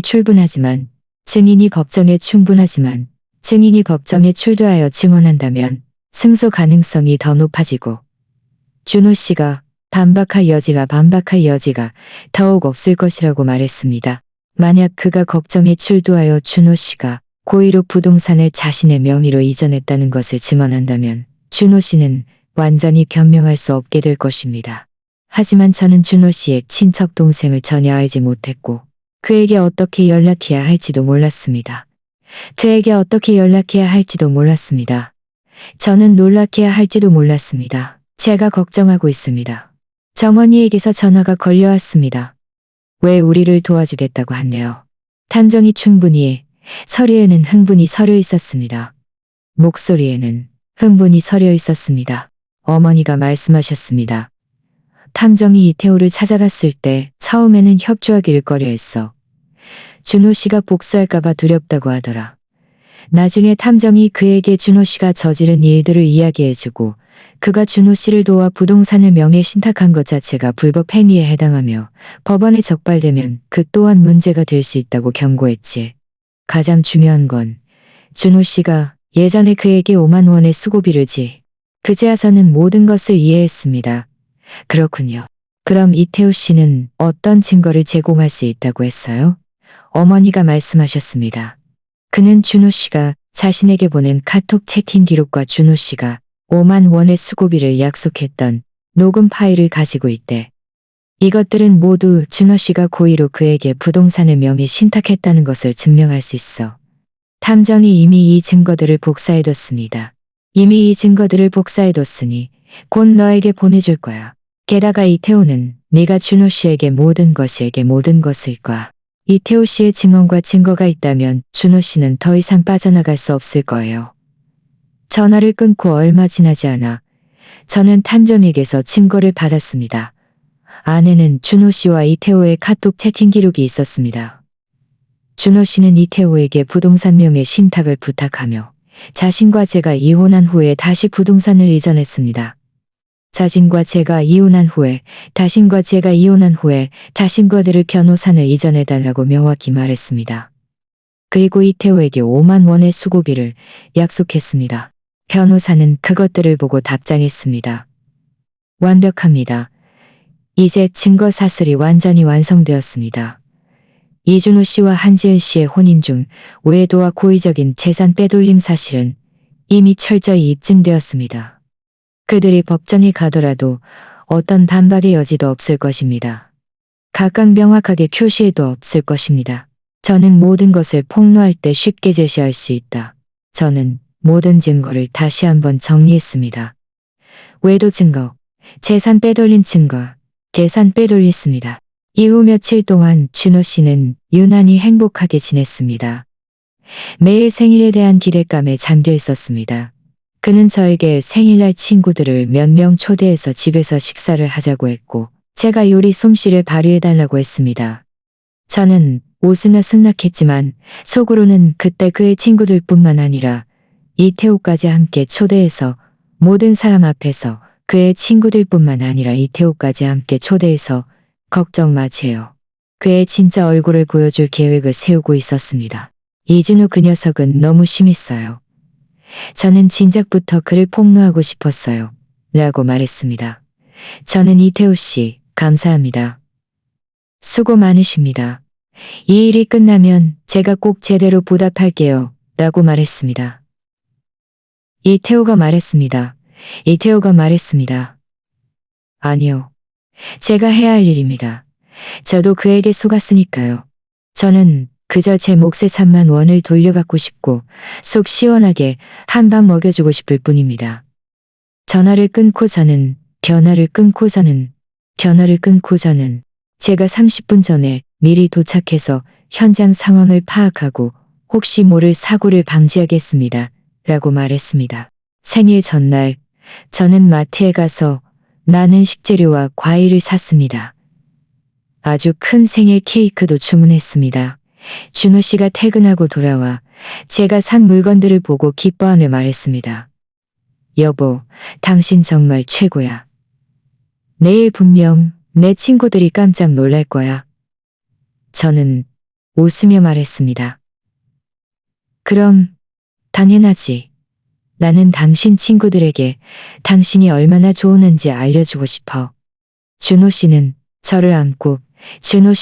저를 안고 제 뺨에 키스했습니다. 여보, 당신이 내 곁에 있어서 난 정말 행복해. 그의 위선적인 모습을 보니 속에서 역겨움이 치밀어 올랐습니다. 저는 그를 밀어내고 말했습니다. 됐어, 오버하지 마. 나는 주방에 가서 야채 좀 정리해야 해. 내일 쓰기 좋게. 주방으로 들어가 저는 야채를 도마 위에 올려두었지만 손대지 않았습니다. 주방 문턱에 기대어 거실에서 콧노래를 부르는 준호 씨를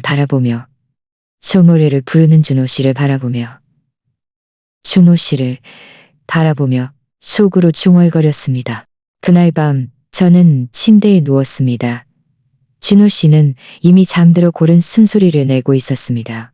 하지만 저는 잠이 오지 않았습니다. 머릿속에는 온통 내일 폭로할 장면들이 떠올랐습니다. 준호 씨가 모든 증거를 보고 당황하는 모습,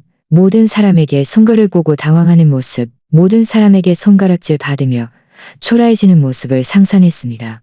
마음속에는 한치의 연민도 없었고 오직 복수심만 가득했습니다. 저는 휴대폰을 꺼내 모든 모든 준비다. 이제 폭로할 일만 남았어요. 어머니는 곧바로 답장했습니다. 유리야, 엄마 내일 아침 일찍 갈게. 너무 긴장하지 마. 엄마도 있고 변호사도 있고 이태호 씨도 증언해 줄 거야. 우리는 반드시 이길 거야. 알았어요. 엄마, 걱정했습니다. 알았어요. 엄마, 걱정 마세요. 걱정 마세요. 이미 준비가 끝났어요. 카톡을 끊고 저는 휴대폰을 침대 머리맡에 두고 눈을 감았습니다. 저는 더 이상 나약하고 만만하게 보이며 사람들에게 속아 넘어가는 신유리가 아니었습니다. 어머니가 그 증거들을 저에게 건넨 순간부터 저는 이미 죽었습니다. 지금 살아있는 것은 오직 복수를 위해 태어난 신유리였습니다. 다음 날 아침 일찍 저는 일어나 점심 식사를 준비하기 시작했습니다. 어머니도 일찍 오셔서 저를 도와주셨습니다. 어머니는 저를 보며 작은 목소리로 말씀하셨습니다. 유리야, 너무 부담 갖지 마. 결과가 어떻든 엄마는 너를 지지할 거야. 저는 웃으며 말했습니다. 엄마, 괜찮아요. 이 재산들이 없어도 저는 잘 살 수 있어요. 저는 그저 준호 씨가 저지른 일에 대한 대가를 치르게 하고 싶을 뿐이에요.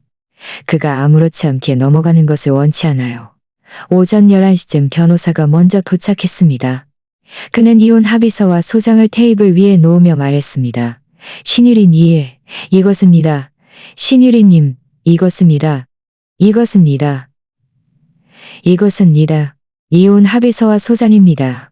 만약 이준호 씨가 동의하고 이혼해서 빈손으로 나간다면, 저희는 법적 절차를 나간다면, 저희는 법적 저희는에서 그가 사인해서 저희가 번거롭지 않게 되기를 바랍니다.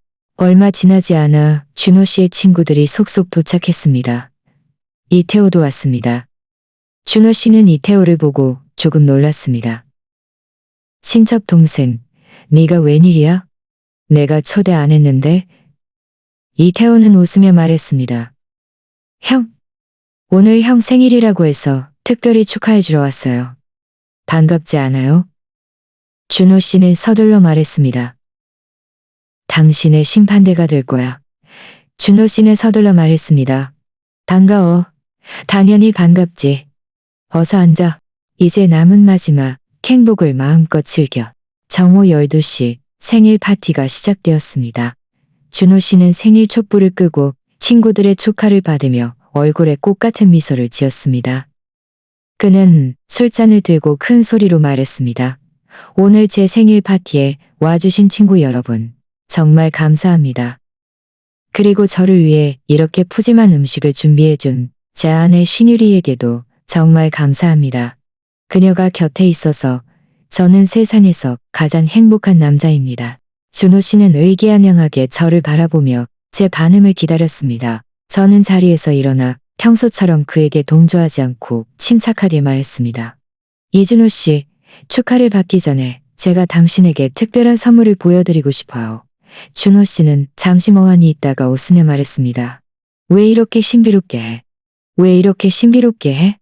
저는 아무 말도 하지 않고 미리 준비해둔 태블릿 PC를 꺼내 거실에 쇼핑몰 데이트부터 호텔에서 끌어안은 모습, 그리고 저희 침실에서의 합사진까지 한 장 한 장 선명하게 모든 사람의 눈앞에 펼쳐졌습니다. 현장은 순식간에 고요해졌습니다. 모든 사람들이 경악하며 준호 씨를 바라보았습니다.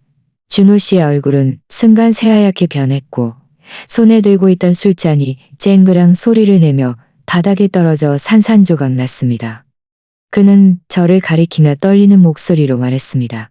신유리, 당신 미쳤어? 이 사진들 어디서 났어? 저는 차갑게 말했습니다. 제가 어디서 났는지는 중요하지 않아요. 중요한 건 이 사진들이 모두 사실이라는 거죠. 이준호 씨, 당신은 입만 열면 저를 사랑한다고. 제가 당신이 가장 사랑하는 여자라고 말했죠? 그런데 당신은 저를 이렇게 사랑한 건가요? 제가 출장 간 사이에 다른 여자를 우리 집으로 우리 침실로 데려왔다니. 준호 씨의 친구들도 정신을 차리고 술렁이기 시작했습니다. 어떤 사람은 이준호, 도대체 어떻게 된 일이야? 이 사진들 진짜야? 준호 씨는 식은땀을 흘리며 큰 소리로 변명했습니다. 아니야. 너희들 다 그 여자 말 듣지 마. 이 사진들은 다 위조된 거야. 그 여자가 나를 함정에 빠뜨리려고 일부러 꾸민 거야. 위조되었다고요. 저는 차갑게 비웃으며 빔 프로젝터의 내용을 전환했습니다. 화면에는 준호 씨가 한지은에게 송금한 기록과 그가 한지은에게 아파트를 사준 지불 증명서가 나타났습니다. 저는 화면을 가리키며 말했습니다. 이 송금 기록들은 작년 여름부터 시작되었고 크고 작은 돈이 수십 번 합쳐서 8억만 원이 넘어요. 그리고 이 아파트 계약금 2억만 원도 당신이 우리 공동 재산으로 산 거죠. 이준호 씨, 이것들도 위조되었다고 말할 수 있나요? 준호 씨의 얼굴은 더욱 참혹해졌고 입술은 떨렸지만 아무 말도 하지 못했습니다. 그의 친구들은 그를 경악에서 비웃음으로 바뀌는 계속 말했습니다. 저는 계속 말했습니다. 당신은 바람을 피웠을 뿐만 아니라 교활하게 우리 공동 재산을 빼돌렸어요. 그런데 결국 2만 원밖에 안 줬죠. 당신은 당신이 한 일이 완벽하다고 생각했겠지만 이태호 씨도 왔다는 것을 몰랐겠죠. 모든 사람의 시선이 이태호에게로 향했습니다. 이태호는 자리에서 일어나 휴대폰을 들고 준호 씨에게 말했습니다. 형, 우리 카톡 채팅 기록이랑 녹음 파일 기억해요? 내가 형에게 한 녹음 파일 기억해요? 내가 형명에 형이 나한테 5만 원이라 내가 형이라 원 수고비 주겠다고 했잖아요. 이태호는 휴대폰에 저장된 채팅 기록과 녹음 파일을 재생했습니다. 준호 씨의 목소리가 선명하게 들려왔고 내용은 그가 이태호에게 부동산 명의 신탁을 부탁하고 재산을 빼돌릴 계획과 정확히 일치했습니다. 준호 씨는 완전히 무너졌습니다. 그는 의자에 주저앉아 온몸을 떨었습니다. 그는 이태호를 노려보며 분노에 차서 말했습니다.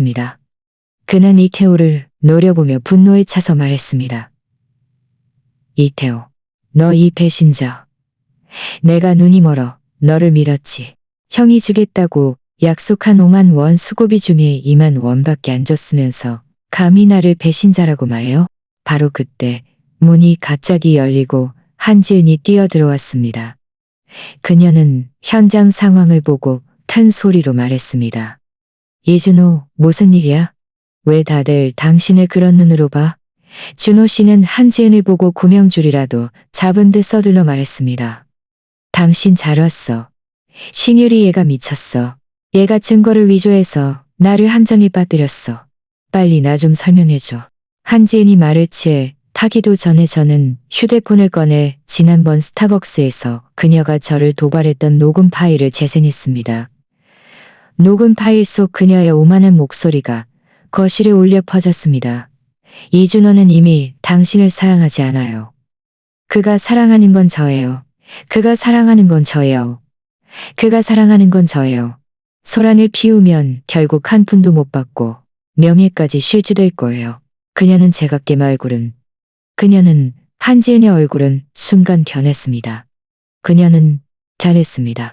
한지은 씨, 당신은 남의 결혼 생활에 끼어들고 이준호 씨를 도와 재산을 빼돌렸는데 당신이 도망칠 수 있다고 생각하세요. 저는 준호 씨 앞으로 걸어가 이혼 합의서 한 부를 그의 앞에 놓았습니다. 이준호 씨, 이건 이혼 합의서예요. 당신은 혼인중 외도를 저지르고 고의로 부부 공동 재산을 빼돌렸어요. 법률 규정에 따라 당신은 빈손으로 나가야 해요. 이 증거들은 제가 이미 변호사에게 제출했어요. 만약 당신이 서명하면 우리는 평화롭게 이혼할 수 있어요. 만약 당신이 서명하지 않으면 저는 바로 당신을 고소할 거예요. 그때 당신은 빈손으로 나가는 것뿐만 아니라 명예까지 실추될 거예요. 준호 씨는 고개를 들어 저를 바라보았습니다. 눈빛에는 애원이 가득했습니다. 유리야, 내가 잘못했어. 정말 잘못했어. 한 번만 더 기회를 줘. 나 다시는 안 그럴게. 한지은과 관계를 끊고 빼돌린 재산들을 다 되찾아올게. 우리 다시 시작하자 올게. 우리 다시 시작하자. 응? 저는 차갑게 비웃었습니다. 이준호 씨, 그게 가능하다고 생각해요. 당신은 나에게 상처를 줄 때 오늘 같은 날이 올 거라고는 생각하지 못했겠죠. 준호 씨의 친구들도 그를 설득했습니다. 이준호, 너 너무 심했어. 유리 씨처럼 좋은 여자를 배신하다니. 그냥 이혼 합의서에 사인해. 그게 네가 받아야 할 때가야. 준호 씨는 주변 사람들의 시선을 보고 또 한지은을 바라보며 자신이다. 저는 준호 씨와 한지은을 바라보며 자신이 더 이상 도망칠 곳이 없다는 것을 알았습니다. 그는 펜을 들고 떨리는 손으로 이혼 펜을 들고 떨리는 손으로 이혼해봤습니다. 이준호, 한지은, 당신들이 나에게 진 빚, 오늘 드디어 다 갚았어요. 이제부터 우리는 끝이에요. 변호사가 다가와 준호 씨와 한지은에게 말했습니다. 이준호 씨, 두 분의 행위는 이미 혼인 중 외도와 고의적인 부부 공동재산 이익에 해당합니다.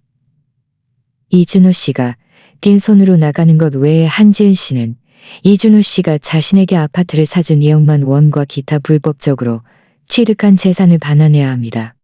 만약 협조하지 않으면 저희는 즉시 두 분을 고소할 것입니다.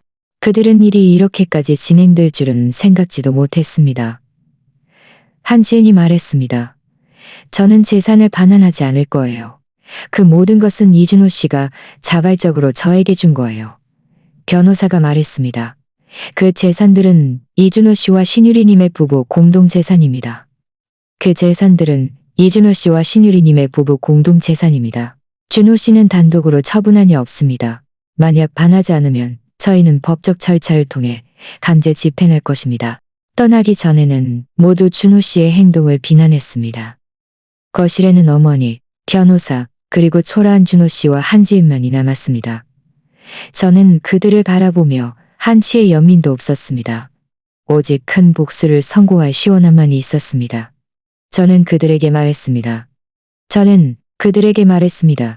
앞으로는 길게 한숨을 시원함만이 있었습니다. 앞으로는 길게 한숨을 쉬었습니다.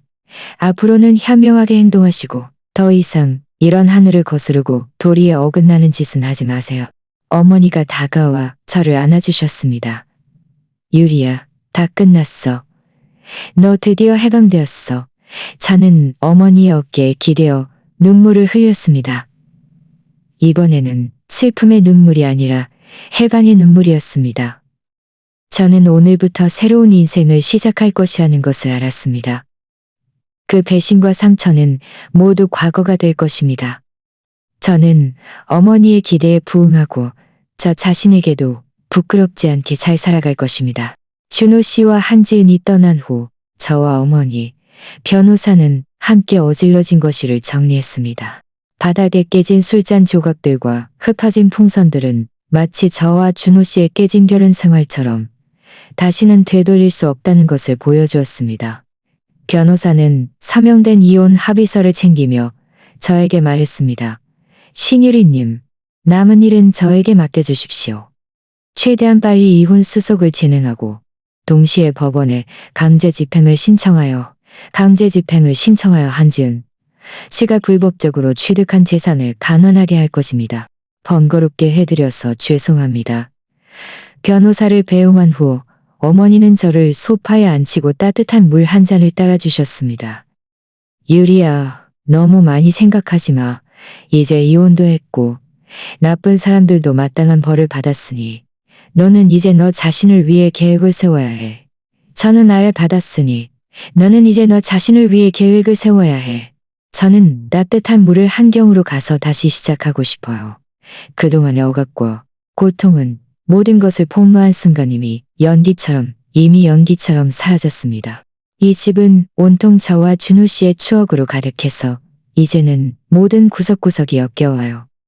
이 집을 팔아서 과거와 완전히 작별하고 싶어요. 어머니는 고개를 끄덕이며 말씀하셨습니다. 그래, 엄마가 지지할게. 집 파는 일도 엄마가 같이 해줄게. 이후 며칠 동안 저와 어머니는 함께 부동산 중개업자와 연락해서 집을 내놓았습니다. 며칠 만에 집을 보러 온 사람이 마음에 들어 했고 가격 협상도 순조롭게 진행되었습니다. 등기 이전 수속을 밟을 때 이태호도 와서 협조해 주었습니다. 부동산을 다시 제 명의로 이전한 후 제가 구매자에게 이전하는 방식으로 진행되었습니다. 이와 동시에 변호사로부터 좋은 소식이 들려왔습니다. 법원은 저와 준호 씨의 이혼을 판결했습니다. 준호 씨는 혼인 중 외도와 고의적인 부부 공동재산 은닉으로 인해 빈손으로 나가야 했고 한지은은 준호 씨가 자신에게 아파트를 사준 2억만 원과 기타 불법적으로 취득한 재산 8억만 원. 하지만 한지은은 재산을 반환할 생각이 전혀 없었고 몰래 준호 씨가 자신에게 사준 그 작은 아파트를 팔아서 도망치려고 했습니다. 다행히 변호사가 미리 재산 보전 신청을 해서 법원이 그 아파트를 가압류한 덕분에 그녀는 성공하지 못했습니다. 결국 법원은 강제 집행을 통해 그 아파트를 경매에 붙였고 경매로 얻은 돈을 저에게 반환했습니다. 준호 씨의 삶도 순탄치 않았습니다.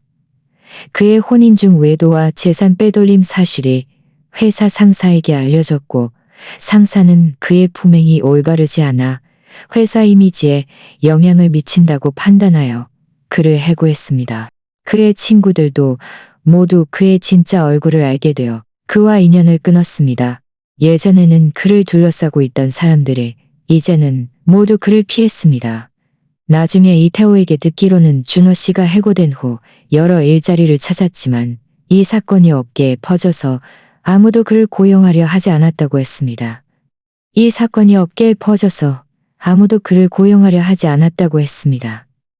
한지은도 이 사건으로 인해 명예가 실추되어 회사에서 해고된 후 고향으로 돌아갈 수밖에 없었습니다. 이 모든 것은 그들이 마땅히 받아야 할 결과였습니다. 그들 스스로가 자신의 인생을 망친 것이었죠. 집을 팔고 나서 저는 그 돈과 되찾은 재산으로 시내 중심에 크지도 작지도 않은 아파트를 샀습니다. 제가 좋아하는 스타일로 꾸몄습니다. 어머니도 저와 함께 이사 오셔서 매일 저에게 밥을 해주시고 집안일을 해주셨습니다. 집은 늘 따뜻한 온기로 가득했습니다. 저는 더 많은 에너지를 일에 쏟았습니다. 예전에는 가정을 돌보기 위해 많은 승진 기회를 포기했지만 이제는 일에 전념하여 스스로를 발전시키기 위했지만 저의 노력은 상사에게 인정받았고 얼마 지나지 않아 저는 부서 팀장으로 승진했고 월급도 많이 올랐습니다. 주말에는 어머니와 함께 공원에 산책을 가거나 게이트볼을 치러 가고 때로는 근교 관광지로 여행을 가기도 했습니다. 어머니의 얼굴에는 매일 웃음꽃이 피어 있었습니다. 어머니가 행복해 하시는 모습을 보니 저도 행복했습니다. 한 번은 어머니와 공원에서 산책하다가 예전 이웃인 닭아줌마를 만났습니다. 닭아줌마는 제 손을 잡고 말했습니다. 유리 씨, 요즘 정말 더 좋아졌네. 예전 준호 그 녀석은 참 착해 보였는데 설마 배은망덕한 놈일 줄이야. 그래도 다행이야. 제때 이혼해서. 안 그랬으면 얼마나 더 속상했을지 몰라. 저는 웃으며 말했습니다. 닭아줌마, 다 지난 일이에요. 저는 지금 잘 지내고 있어요. 엄마도 곁에 계시고 일도 잘 풀리고 있어요. 만족해요. 닭아줌마는 고개를 끄덕이며 말했습니다. 그래, 잘 됐네. 잘 됐어. 유리 씨처럼 좋은 아가씨는 저녁에 집에 돌아오자 어머니가 따뜻한 은이 버섯 수프 한 그릇을 저에게 가져다 주셨습니다. 유리야, 은이 버섯 수프 좀 마셔. 미용에도 좋고 몸에도 좋단다. 저는 은이 버섯 수프를 받아 한 모금 마셨습니다. 달콤한 맛이 입안에 퍼졌습니다. 저는 어머니를 바라보며 감사함으로 가득했습니다. 만약 어머니께서 준호 씨의 음모를 제때 발견하지 못하고 저를 여행 데리고 나가 진실을 알려주지 않으셨다면 저는 여전히 속아 넘어가 결국 모든 것을 잃었을 것입니다. 어머니는 마치 등대처럼 어머니의 동반과 지지가 있었기에 저는 배신의 그림자에서 벗어나 다시 일어설 용기를 얻을 수 있었습니다. 저 또한 종종 그 불행했던 결혼 생활을 떠올리곤 합니다. 하지만 더 이상 슬픔이나 고통을 느끼지 않습니다. 오히려 그것을 성장통의 경험으로 받아들였습니다. 이 경험을 통해 저는 여자는 반드시 자신을 사랑하는 법을 배워야 하며 모든 희망을 남자에게만 걸어서는 안 된다는 것을 깨달았습니다. 오직 스스로 강해져야만 결혼과 삶 속에서 주도권을 가질 수 있고, 지금의 저는 아주 행복하게 지내고 있습니다.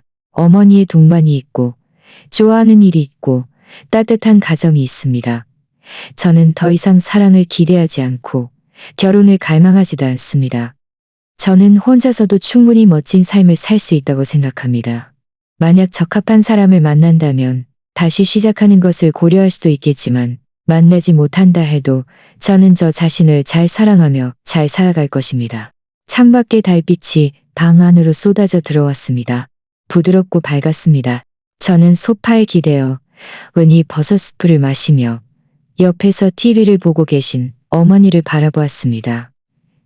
마음속에는 평온과 행복이 가득했습니다.